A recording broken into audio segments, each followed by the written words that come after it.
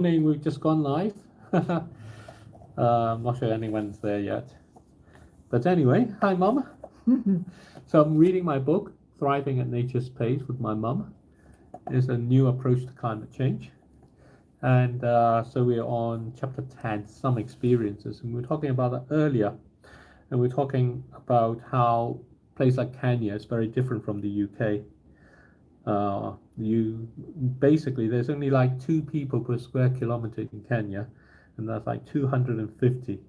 So when you're in Kenya and you walk around in a square kilometer, you're going to meet one other person because the other one is you. That's quite a lot if you think about that. That's quite different. And so many of the things that we think about is very different, and many of the ways in which we think about how we deal with things and how we resolve things, a lot of those ideas really come from places like the UK, for example, to be applied to countries far away. But really, their situation is very different. And so we shouldn't really expect them to work that way. What we need to do is to look at it the other way around. But anyway, so I'm going to carry on with this and on to this part about how a lot of those things end up being issues with thinking about how we use money. And one of the aspects of it that this is going to want to bring out is how we shouldn't think about how we use money, but think about what we can do if we didn't have money. And Mum is really good at that. And that's really important because we're very uncertain in the world ahead. And who knows whether your money is going to last you or not. And if you don't get around to thinking about how capable you are, even if you don't have money, then you're going to find yourself really in trouble. Because at the end of the day, you are what you are, and what you are is someone quite fantastic and capable. And actually realizing that now is going to make your future look a lot better. And so let's carry on. So as an example, the team, that's Rethinking Choices, that's myself and the people I work with, helped some students with tuition fees. A budget was set, but the fees kept increasing because their governments were running out of money. This hit the educational institutions. This is in Kenya, but it's the same in the UK, it's the same everywhere, which then increased fees for existing students who suffered. This is a familiar situation across the world. So today we have all these things about university fees and all the rest of it, and we're going to find that the situation to be. The money fails because when it's simply given, it does not help the recipients prepare for a time when the money will not be sufficient. That's the thing about it. It instead reinforces a viewpoint that financial support is necessary for development and growth. This gets the economics off on the wrong foot. A separate engagement brought out a different perspective. This came from a chance meeting with a youth leader in an informal settlement. This was described as a place where people who cannot afford to rent go to live. The youth leader was looking for support to build a vegetable oil factory. The plan was to press discarded avocados to produce edible oils. Avocados were grown in nearby farms, with a large number being discarded. The team rejected the idea. The economics would not work. And you think about it, the answer is obvious, because if it would work, someone would have done it already. So the fact that nobody has done it is often an indication that actually there's something wrong with the idea. During the conversation, the team shared a picture of what a manual oil press looks like. In a subsequent conversation, the youth leader shared that picture with a mechanic in the community, who then made one. A broken fan was recommissioned for the motor. With a working press, the community worked out the numbers. It turned out that, as had been suspected, it was not economical to make edible vegetable oil. It would cost more to make than they could sell it for. One member of the community pointed to a traditional recipe for lip balm that was made by blending vegetable oil with beeswax. This had the margin needed to be profitable, and there were bees in the vicinity. It developed into a business venture.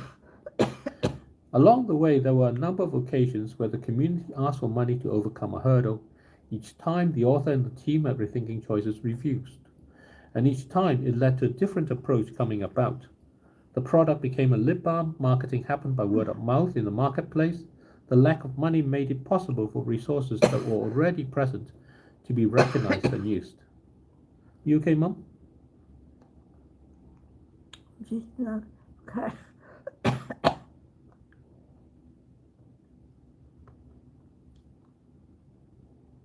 You good?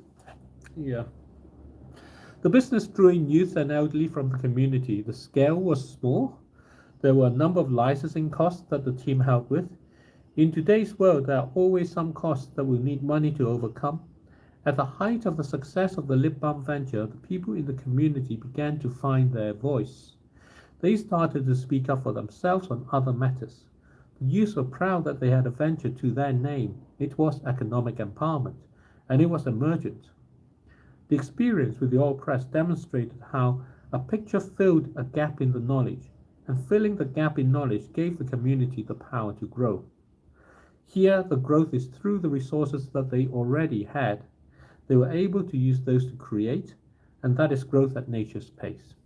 So, for the people who joined, hi, this is my mum, Eleanor, and me, and we're reading my book, Thriving at Nature's Pace. It's about a new approach to climate change, and here we're talking about how we can think about how we can do things and start things without having to think we need the money to do it first.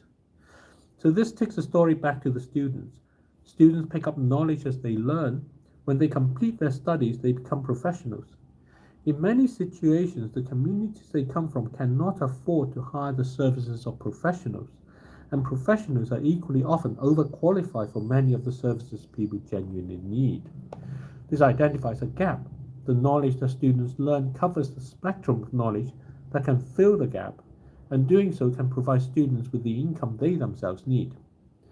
The combination develops entrepreneurial skills to empower students to be job creators and not job seekers. What is needed to kickstart this is not money, but cases of genuine need. The author started to point out to the young people that they have the skills to help others and to help themselves. The experience was thought-provoking. It is an emergent development. It started with one of the students offering the knowledge he was learning as a law student to resolve disputes and help clarify contracts. It became clear there was huge potential for significant business. However, there's a gap between what one person can do to help themselves and develop a business. The latter requires a much broader set of skills. The process took time. It was more like a group of musicians coming together to form a band. The people with skills were discovered. A student was learning data management. This gave her the opportunity to hone what she was learning. Another came with an interest in and knowledge of administration, and another with legal skills. Then there was a qualified lawyer who was interested in the project and could provide a formal anchor to the business.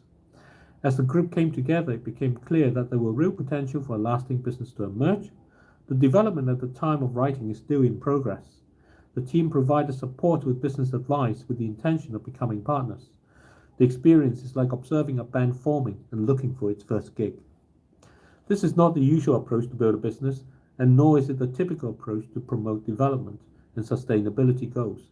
It did not start with a founder looking for funding. That would have gone down the usual road where the venture capital provider would have dictated the course.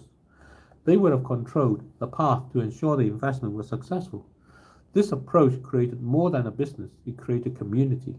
And if it is successful, it would give encouragement to others to know that they can create a future of their own choosing. This is the point of emergent economics.